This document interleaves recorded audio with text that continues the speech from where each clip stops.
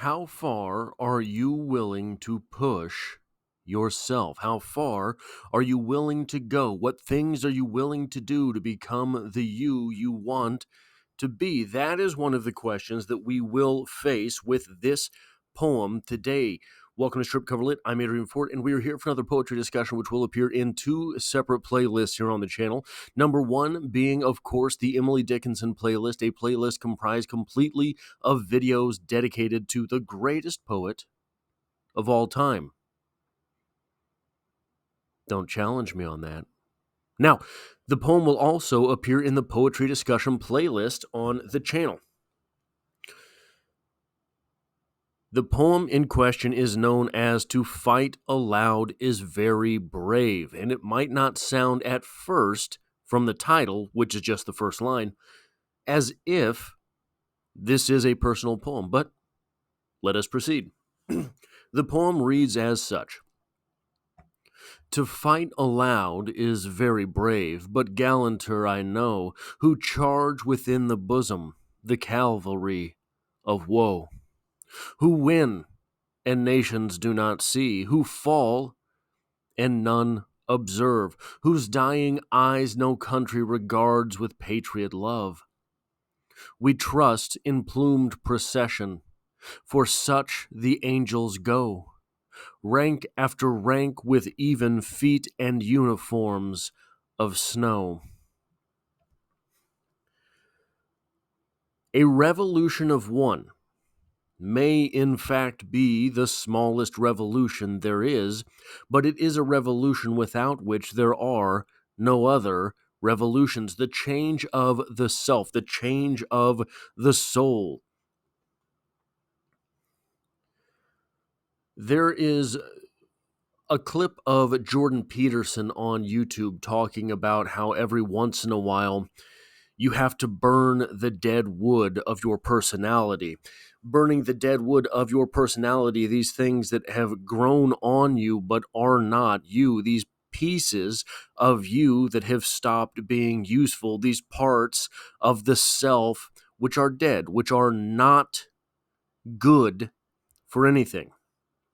And sometimes this is a painless process, I suppose. He talks in that clip about how when he found that he had to do this, it was because he found he had to stop saying things that were not his words. He had to stop lying. He had to stop going along to get along. He had to stop all of these little bits of non-personality personality. Non-personality, which is otherality, other reality. How you doing today? Oh, living the dream, right? That's not you. And that's a small and painless bit to burn off. But what if a very large portion of you is that thing which has to burn off? For me personally, when I was in high school, I had defined myself as an athlete. I wasn't good at anything, but I had a work ethic, and I was decently athletic. Well, after high school, that doesn't matter. No one cares. It doesn't get you anything or anywhere. That had to die, and it died very quickly. I think, however, the example from Jordan Peterson does not quite go far enough, as opposed to the example being something of an example with a tree, where there is dead wood on the tree, and if you don't get rid of the dead wood, it will slowly zap the rest of the tree for nutrients. I think that the person, the individual, you, me, we have to think of it in terms of like a forest fire.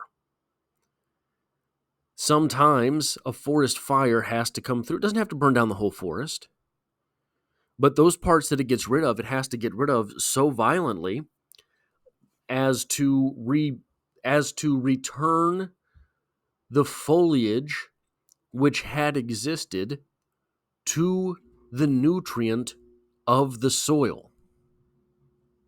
And it does it very fast, right? It is not a slow decaying process. It is real. It is now. Here's a question that I think perhaps does not get asked often. So I think that this type of rhetoric, the type of rhetoric that I'm espousing right now, is fairly common, right? Especially on the internet. You're not hearing anything new from me that you haven't heard before about what it means to have a revolution of the self. But here's the thing. Sometimes the forest fire does burn down the entire forest. Sometimes parts of the forest fire are so violent as to turn the ground to glass. Oftentimes, if the fire is that intense, it has come from someplace else. It has come from a meteor impact, causes a fire that burns with otherworldly intensity. See where I'm going with this?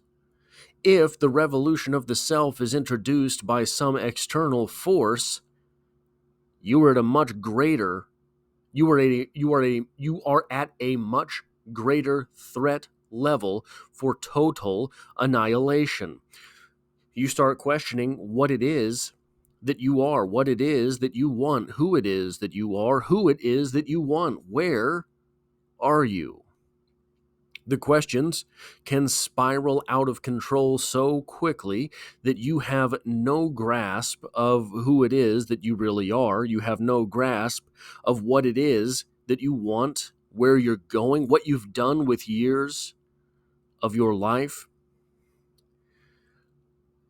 I think that one of the best ways to combat this is to.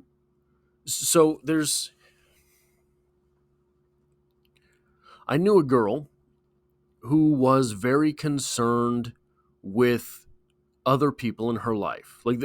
Her life was almost undoubtedly more about other people than herself. These people exist, right? That's no big sin. It's rough.